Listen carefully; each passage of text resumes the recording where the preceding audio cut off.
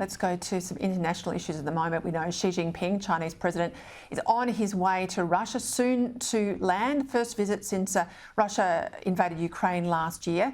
He last sat down with Vladimir Putin, I think in about September. Michael Shoebridge joins me now, Director of Strategic Analysis Australia. Michael, thank you.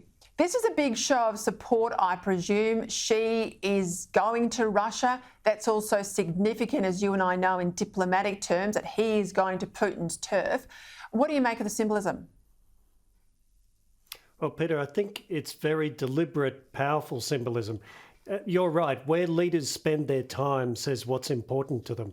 And Xi is making this visit about a month after US President Biden visited Ukraine's President Zelensky in Kiev. We know the symbolism of that visit was to show strong US and NATO support to Ukraine during this war. You can't read Xi's visit to his pal Vladimir Putin as anything but Beijing showing it's leaning in to supporting Putin during his war, not despite it. What about arms supplies, ammunition? Is China going to supply that to Russia? And what do you think the Ukraine war has taught China about the West? Well, on what agreements come out, I think they'll be mainly economic and trade, but we'll hear them both recommit to using authoritarian power to challenge democratic states and tear down rules they don't like. Arms supplies, I think, are much more likely a little later if Putin has obvious major reverses in his war from things like a Ukrainian counterattack. Well, and what has Xi and China learnt about the West from this war? That's a great question. I think he's learnt some unpleasant truths. The propaganda that Beijing and Moscow have pushed about a declining, divided West looks wrong, given the unified and rapid support of Ukraine during this war.